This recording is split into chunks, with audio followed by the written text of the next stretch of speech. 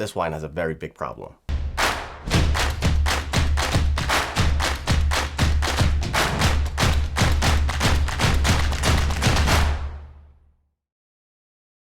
Today, we have 3 lovely wines. One of them is going to be the $75 wine from last week, Penfolds Bin 407, and the other 2 is going to be the inexpensive wine that you can grab at a local grocery store. Regarding the inexpensive wine, I don't know anything about it. No pricing, no great variety, no region, nothing. I just told my wife Jenna to go grab a wine that's relatively cheap to buy. Let's begin with this blind tasting right now. So we have black, orange, and white, A, B, and C. So you can kind of follow the wine as I taste them. Shall we begin? Wine A. So wine A is purple, it's like a strawberry jammy towards the rim. When I look at the glass, there's like a hint of purple, like a residue left on the glass itself. This could be very highly extracted wine, or they used mega purple to make the color as vibrant as this purple one. Wine B is ruby, very slightly bit of separation towards the rim, very dense. It's a good looking wine. Wine C is very similar to wine A, but a little less purple, more towards ruby, so I see a little bit more red than I do blue. Let's see how on the aromatic sides. Wine A, I get jammy, cherry characteristics, a little bit of green, like asparagus, and I get oak and a bit of nail polisher. Quite nice on the nose, not too bad. On wine B, I get dark cherry, chocolate, wood, and a little bit of hint of green, but this is also not too bad on the nose. And lastly, wine C. Oh God. Oh God, this is not good. Wine C might been corked because I get wood and I get that farmyard smell. This is not a pleasant on the nose at all. If not, this wine has a very big problem. Should we begin with the tasting? With wine A. So on the palate, I get very soft butter, a bright cherry spice. Acidity is nice and bright, medium minus on the tannin. This is pretty darn good wine. I like it. Let's see.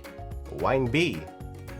Wine B is pretty good too. I get blackberry, cherry, wood, cigar, medium plus on tannins, definitely more tannic than the last wine. Acidity is a little bit lower, subdued, and about medium plus on the finish. Lastly, wine C. I really don't want to put this in my mouth because the smell is very fouling. So wine C, I don't get much. It's quite simple, but I get cherry, wood, slightly high, medium plus acidity was slightly surprising.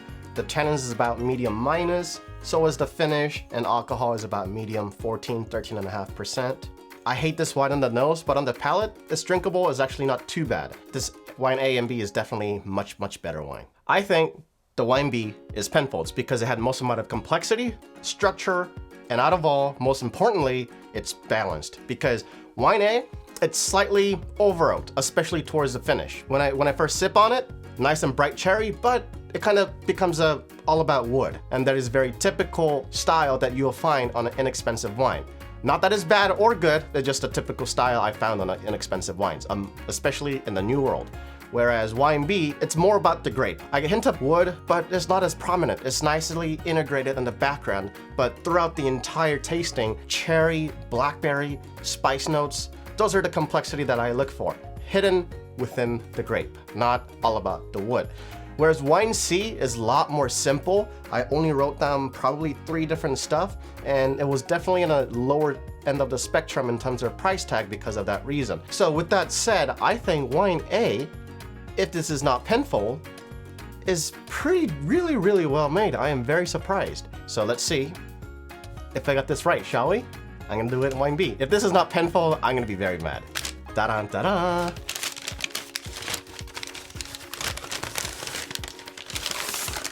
Of course, it is Penfolds. My palate hasn't died yet. My palate hasn't died yet. When I did a blind tasting last week, this was lovely wine. And the glasses has been sitting out for at least 10-15 minutes, so it's opened up a little bit more. And then it tastes slightly different than what I did from last week because I got a little bit more of the dark cherry and chocolate character, and I didn't get that last week. Wine C right here, I felt like it's kind of all about the oak. It's a little over oaked, and grape is kind of very well hidden behind the oak instead of the other way around. So I'm gonna guess that this is probably a New World, inexpensive wine, probably California or Washington region, maybe even Paso Robles, who knows? I didn't like it because the oak is just overwhelming. Whereas wine A, oak was there, but grape was also there. So Let's shake wine C, shall we? Ba-da-ba-ba. Barefoot. So Barefoot is a $5 wine. Would I buy it? I don't know, because it really depends on how expensive the wine A was. So before I make the conclusion, I'm gonna reveal the wine A. Wine A, I like it slightly better than wine C because I got a little bit more in acidity and I got a little bit more in grape section. Whereas the Barefoot, it was kind of all about the wood. And I didn't like that much. Shall we? Ba-da-ba-ba. Yellow Tail. Wow. Yellow Tail Cabernet Sauvignon 2021 from Australia. This is surprisingly not bad.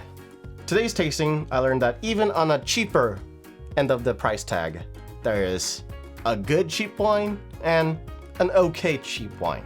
Anyhow, don't forget to subscribe, don't forget to press that like button or dislike, leave a comment down below, and let me know what you guys think about this video, this blind tasting I'm doing. Yellow Tail, give it a try, $4.50, pretty darn freaking good for $4.50. Barefoot, maybe. If you want a real quality wine, Penfolds, you can't go wrong with it. That is all for y'all.